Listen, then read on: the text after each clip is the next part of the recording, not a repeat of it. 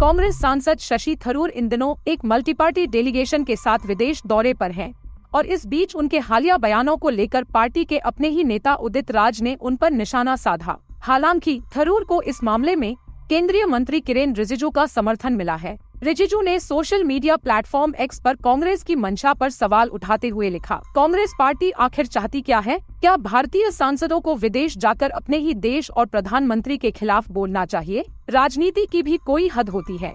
मामला तब गरमाया जब थरूर ने पनामा में एक कार्यक्रम के दौरान कहा कि भारत ने पहली बार 2016 में सर्जिकल स्ट्राइक के जरिए LOC पार किया था। इस पर उदित राज ने तंज कसते हुए कहा कि थरूर को बीजेपी का सुपर प्रवक्ता बना देना चाहिए और उन पर कांग्रेस की विरासत को कमजोर करने का आरोप लगाया। अब सबसे पहले आपको शशि थरूर और उदित राज का बयान सुनवाते हैं।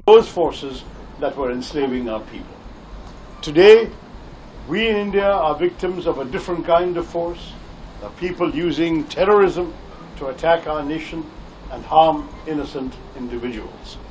For us, therefore, it is important to show the same determination that Mahatma Gandhi showed in standing up against injustice, in standing up against violence, in standing up against those who would damage the path of peace on which we in our country are embarked.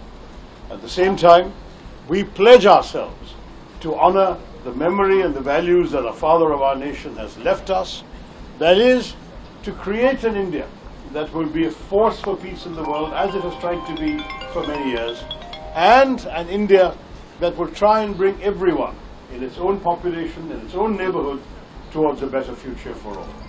For that, we must overcome the attacks of terrorists, but we must also always respect the values taught to us by a great freedom fighter, a great leader, the father of our nation, Mahatma Gandhi. Thank you all very much. यहाँ पे तमाम जो है अब सरकार की नीतियों में क्या खामियां रही ऑपरेशन सिंदूर के दौरान उसका जिक्र हुआ, लेकिन आप ही के कॉलीग हैं वो विदेश में जाकर जो बयान दिया, आज आपने उन पर हमला भी बोला।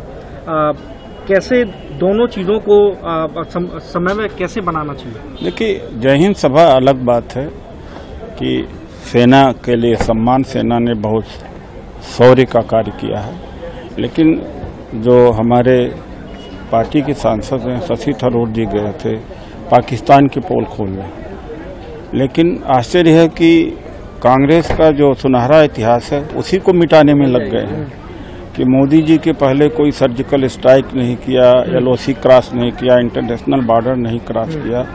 ये गलत है। मनमोहन सिंह जी के समय में उसके पहले कई सर्जिकल स्ट्राइक हुए, लेकिन उसकी पब्लिसिटी नहीं हुई, उसका क्रेडिट सेना को गया और सेना तक सीमित रहा और होना ही चाहिए।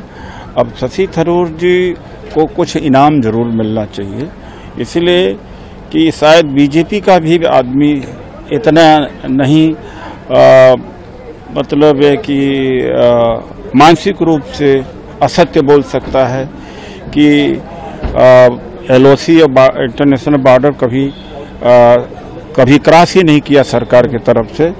तो अब मैंने यह कहा कि भारत की धरती पर उतरें, उसके पहले कोई इनाम घोषित कर लें, हो सकता है कि उनको विदेश मंत्री बना दें, वरना अब मैं उनसे एक दूसरी बातें करता हूँ कि अपनी शशि थरूर जी अपने अंतरात्मा से कहें कि क्या जो कहा है सही कहा है।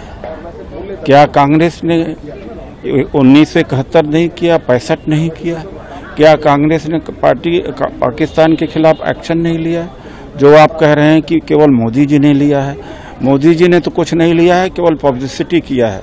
असली एक्शन श्रीमती इंदिरा गांधी ने लिया था, उसके पहले होते रहे। मालूम को कि बीजेपी ने आरोप लगाया कि उदित राज राहुल गांधी के इशारे पर थरूर पर हमला कर रहे हैं, क्योंकि थरूर ने विदेश में पाकिस्तान को घेरते हुए राष्ट्रीय हित को पार्टी लाइन से ऊपर रखा।